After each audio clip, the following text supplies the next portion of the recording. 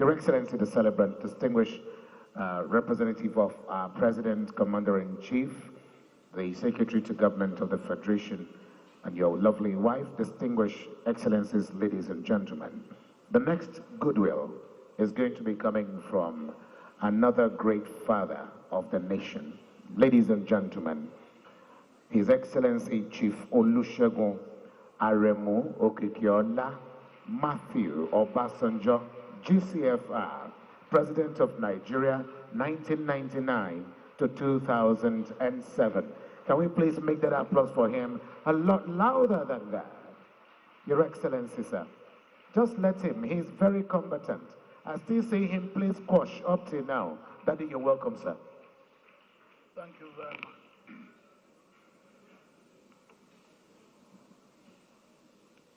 Professor Jerry Ghana, are you here?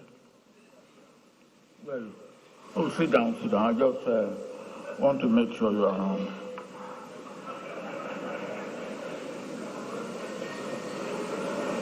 Your Excellency,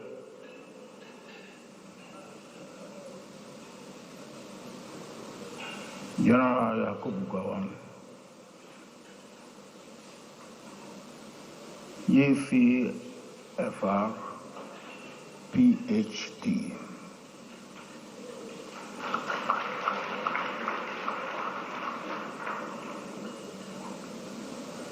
I stand by the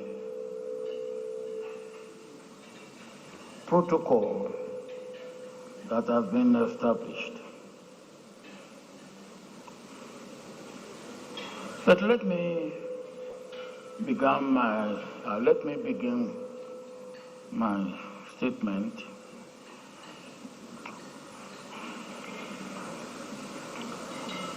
by referring to the letter written to me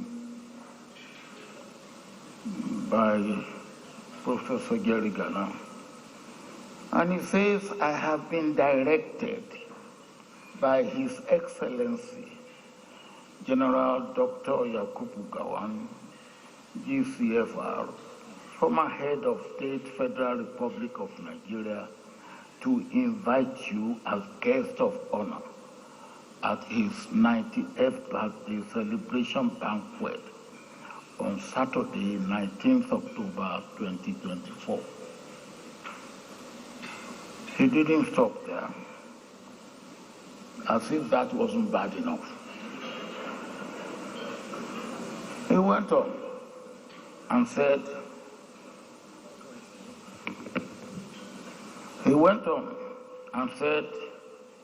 General Gowon and his family will be immensely honored if Your Excellency could find time to be at the banquet as guest of honor. I was puzzled because if Professor Jerry Ghana understands military routine, he will know that an invitation from your boss in the military is an order.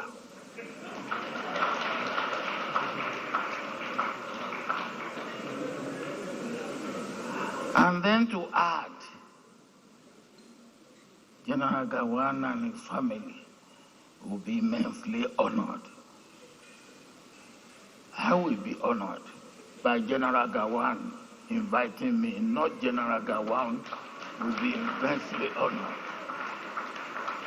Well, that is the first.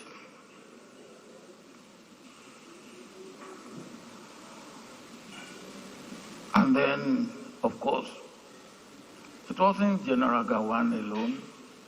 It was General Gowon and his family, which makes you asking that if I do have time. We have a saying in my part of the world that a masquerade has nothing doing other than to dance. And when you say a martyred cannot dance in the morning, what else is martyred there for? So, of course, I immediately took my pen and replied to you that it will be my delight and pleasure to be here. The other thing is that the head of the guest of honor, am I a guest of honor or an invited guest? You know, I get puzzled and at times a little bit worried about English language. And people like Professor Jerry Garner, who know English language very well. So I took my dictionary and I said, look, the first thing I look is guest. And it says a person invited to your home or invited to an important social occasion. So I said, yes, I'm qualified. I'm being invited. Then I look at the word honor. And that one says being high esteem or great respect. For this occasion, the man that is being held in high esteem is General Gowon, not me. The man that is being highly respected and highly regarded is General Gowon and not me. Why do you call me the guest of honor? I am a guest, all right, but the man of honor is General Gowon for this occasion.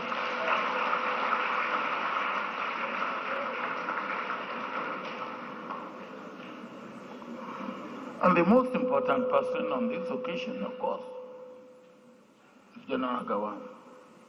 Sir, you are most welcome.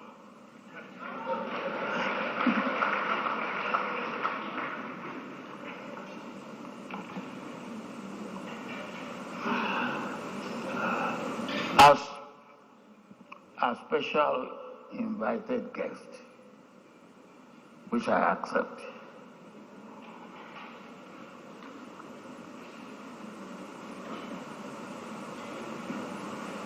for this occasion,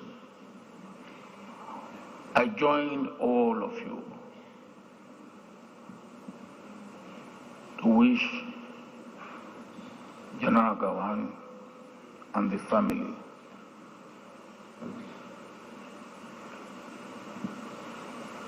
on this occasion happy birthday, and we are here to join you in thanking God and praising God for what God has done for you, and through you, what God has done for Nigeria.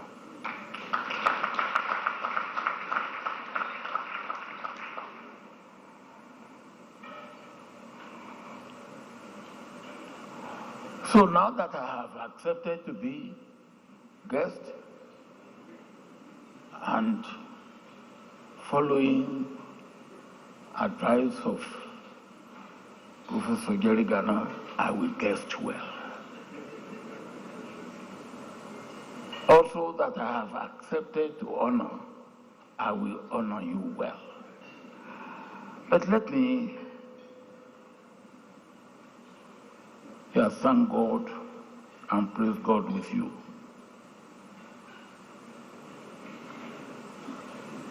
And we come to celebrate you.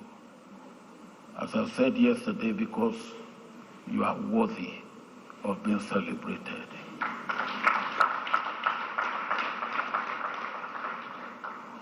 People have mentioned many things for which we should celebrate you. Many things for which we should praise God for your life for. Many things for which we should thank God for your life for. I'll just mention a few of them. Some have been mentioned. National Youth Corps has been mentioned. It was your initiative. But what I found really interesting, National Youth Corps, when it started, and I saw Amadou Ali here earlier. I hope he's still around. Amadou, oh, he's still here.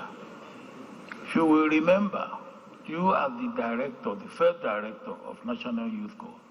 The first year, they went on the Tawaye, Abi. They went on strike, on demonstration. They didn't want it. Today, they will pay to have a second year. And that is life. They didn't want it. Today, they will pay even to have second year, not just 1 year. Unity schools. You remember, sir, how many of them you set up in education. Universities and polytechnic.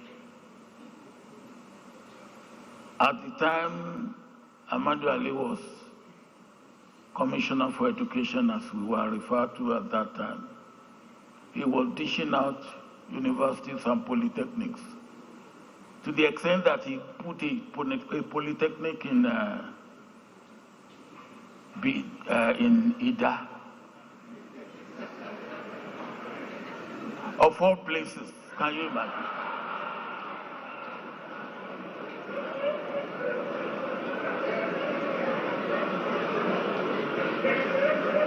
And Amadou Ali, don't laugh, it's a serious issue. And I went to Amadou Ali. I said, Amadou, look, these universities that you are dashing everywhere, can you dash one for Abeokuta?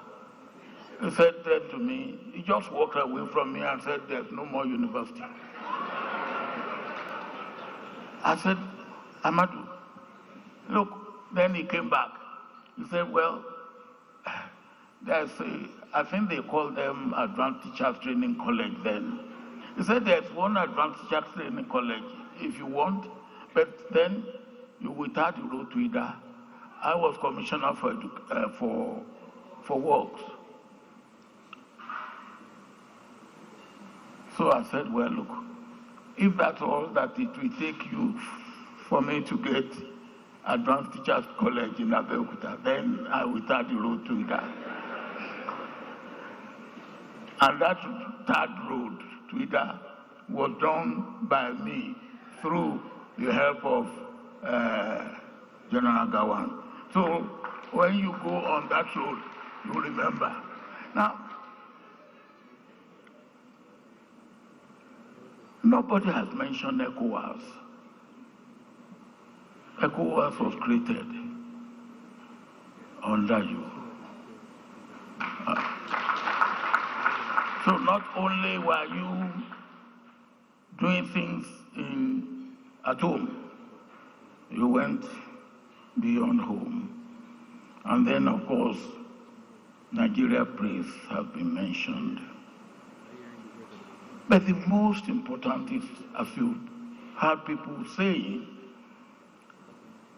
is your contribution to national unity.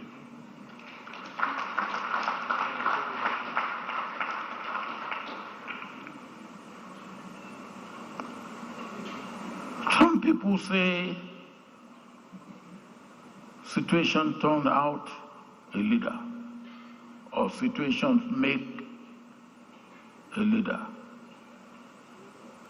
or a leader makes situation. Whichever way you want to look at it, we had a difficult situation. And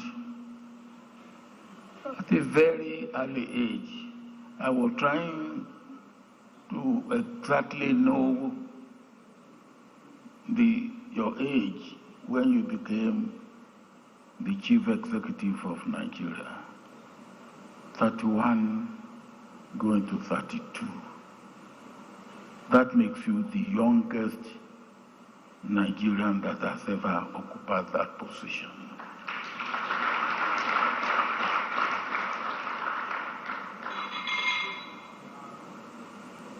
So with God being on your side, and that, I took note of that in the church when you were giving your short remark, that what you achieved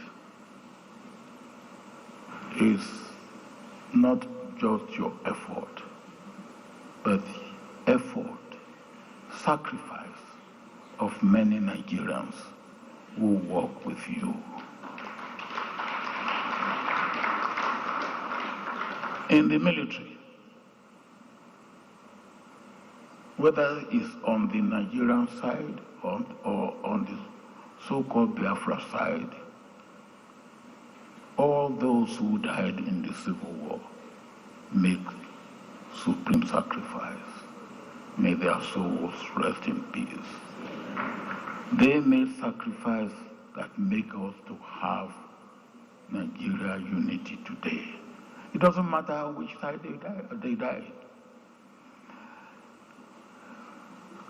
Sir, there were two of our own colleagues, because many of those who died,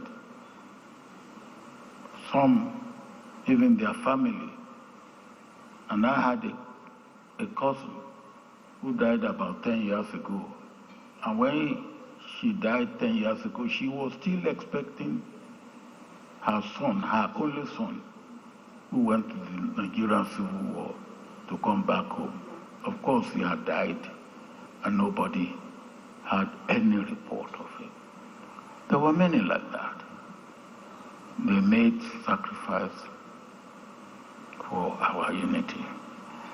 I said, I remember two of our very, very close colleagues.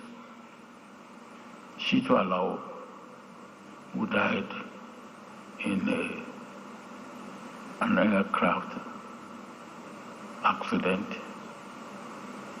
or is it a helicopter accident? And Nakahan, who died in this similar accident. They made sacrifice. And you mentioned that, and the sacrifice that those who work with you, whether they are military or non-military, whatever position, and the leadership that you gave, make us to have a united Nigeria today. We thank God for your life, and we thank God for those who need sacrifice. Sir, for me, yesterday you talk about me giving you a loan. So there are 6 occasions that I want to remind you when you guided me, ticked me off,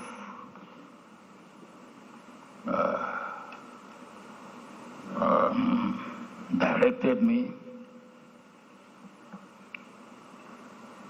The first one was in 1963. Sir, if you remember, the road going through Shagamu to Ibadan got washed off in a place called Majidun near Ikurudu. And the Nigerian Army engineers based in Kaduna was called to manage. And we brought our boats and things before we could build a bridge to move people around, across. One morning I went to Lagos Before I came back, Taisho had come, and my soldiers recognized him. Two of my soldiers manhandled him because of the way he had been writing about the army. I did not know. The following day, it was the headline in West African Pilot. I was summoned before you in the army headquarters. And you bullied me a little bit. And you said I should go and sort it out. Everybody knew Taisho, that is, he was a troublemaker. So what could I do to sort it out? I went to my soldiers who were based in Ikorodu. I said to them, well, I don't know which of you, but one of you, I don't know, were to Taisho yesterday. Nobody will own up.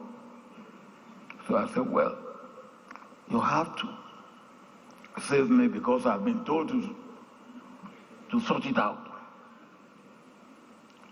And one thing that soldiers don't like, or one among many things that they don't like, is for you to line them up before bloody civilians to come and identify them. Oh. So I then told my soldiers that, look, if you don't want me to lose my job, now the best thing I can do is to call Taisho to come and identify. They said, okay. They agreed. I went to Taisho in Mayflower School. And when I got there, I said, look, this happened. He said, yes. They even hit him. I said, come. Do you mind identifying who hit you? He said, yes. He knows it. He will know him. He will identify him. So let's go. I brought Shula in my car. He came to Ikorodu. I lined my soldiers up. He went among them the first time, the second time, the third time. Then he said to me, officer, they all look alike to me.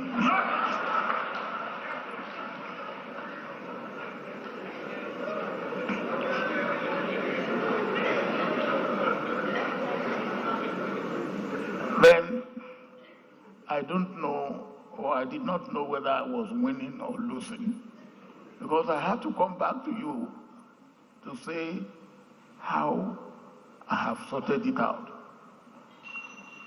So I then said to him, well, look,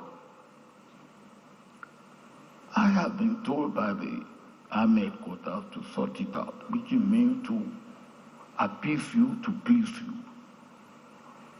There's only one choice left.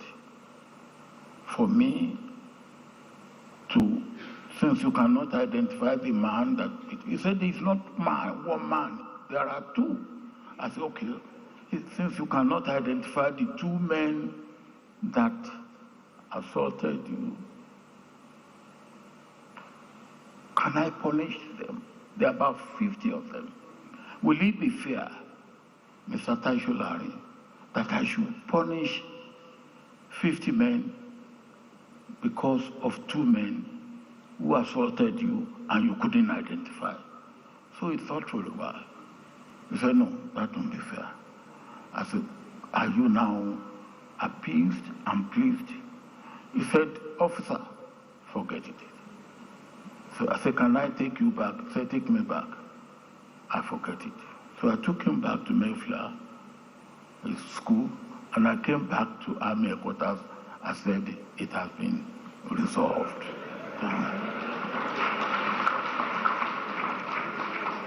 That was one. second was when you were posting me to Ibadan.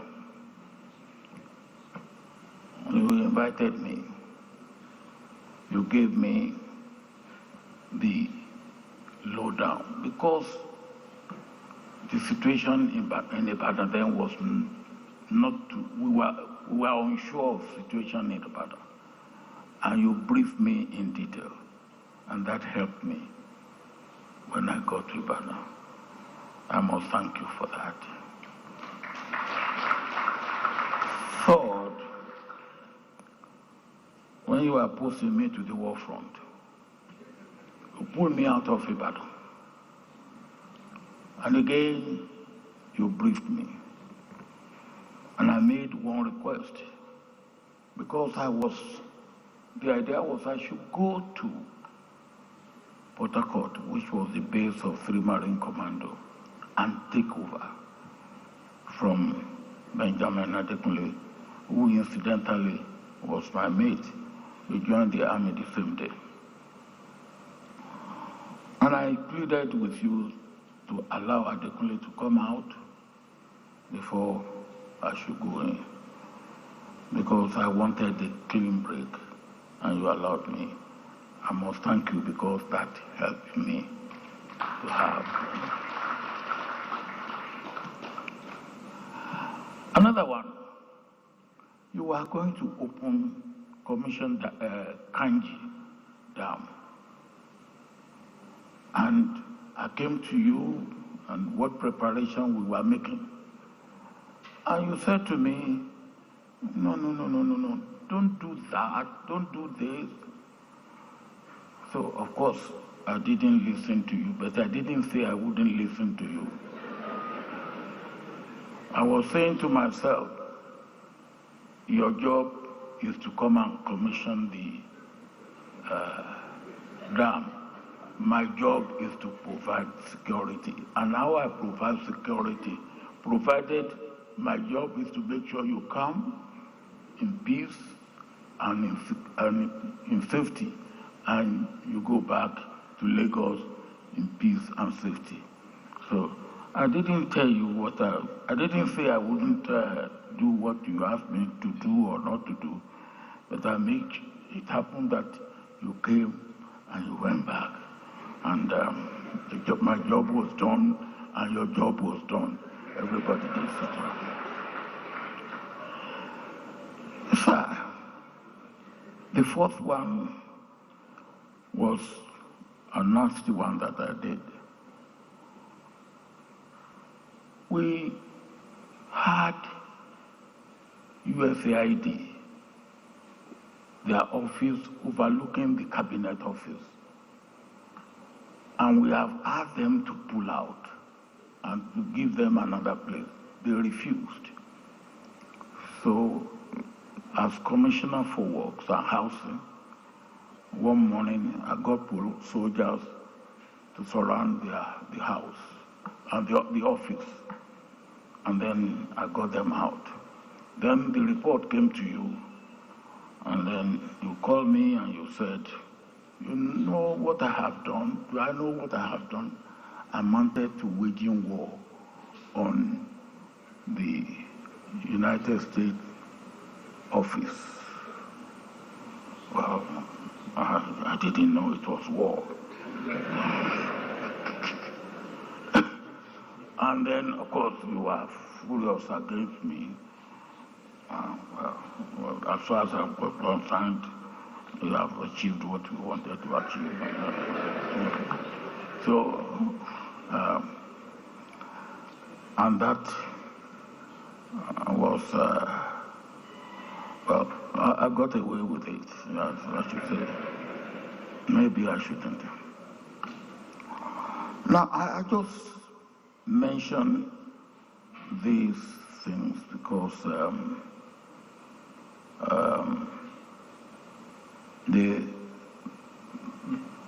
it's the way you mentored me, you directed me, you challenged me, and you assisted me.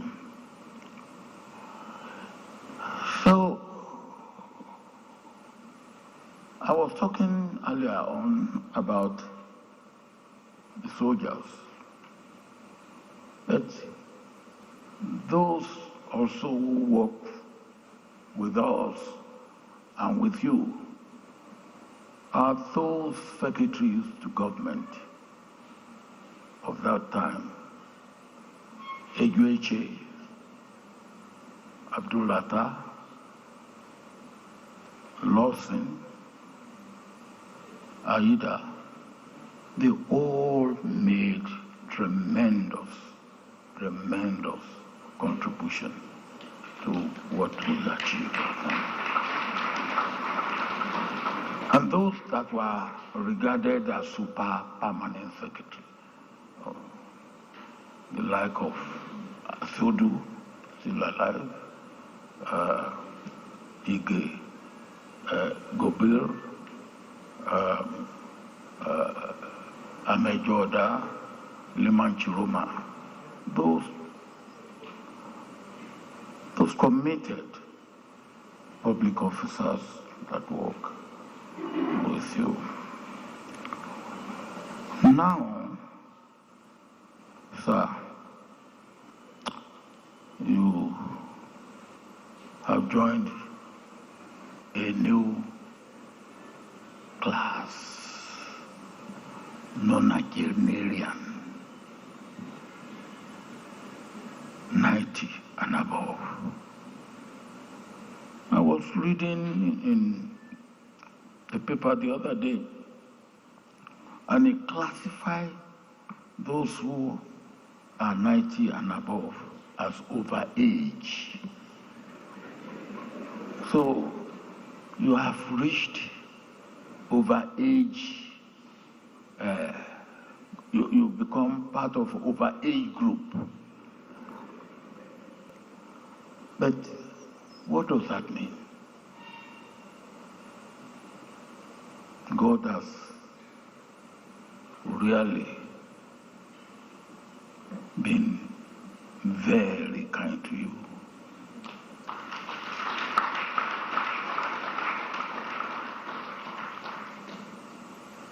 Somebody asked me a question the other day when I said, look, God has always been kind to me and has never disappointed me. He said, have you ever disappointed God? I said, well, I disappoint God every day, but God's grace remains with me. God's grace has remained with you, sir. And may God's grace continue to abide with you.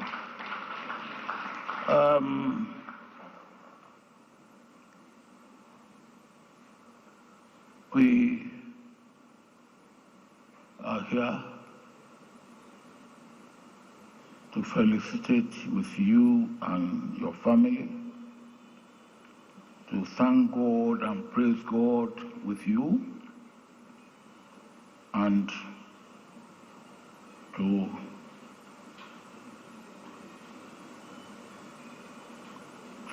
to felicitate with you. One will say, then what remains after the age of 90? Of course, the Lordship remains. For you, sir, you continue to do what we know you are doing.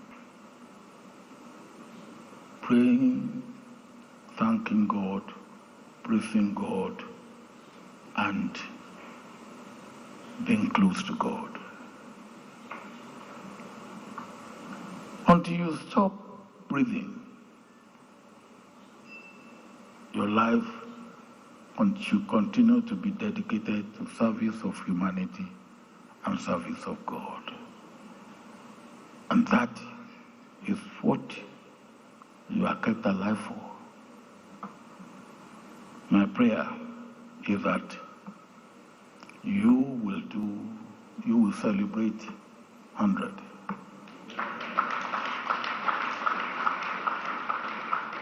And sir, I will be there.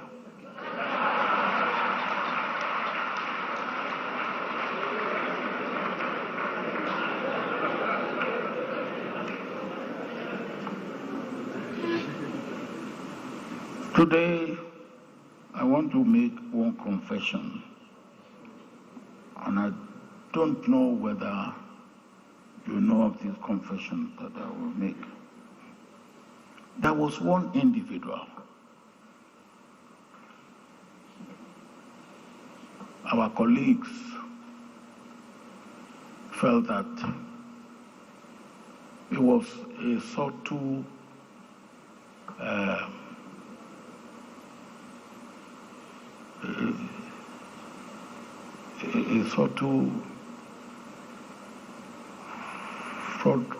fraudster and blackmailer. We thought he was too close to you at the time. Innocently, you didn't know. So we then put our heads together, and I was the one who was charged with the responsibility of dealing with him. So I had to go to him, and we had to make sure that we cut him off from you. I'm confessing that tonight. The name of the man is Jamal. You may remember him.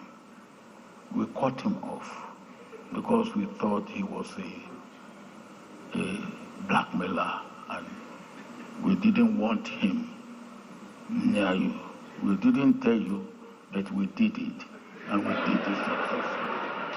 May God continue to strengthen you and to keep you for Nigeria.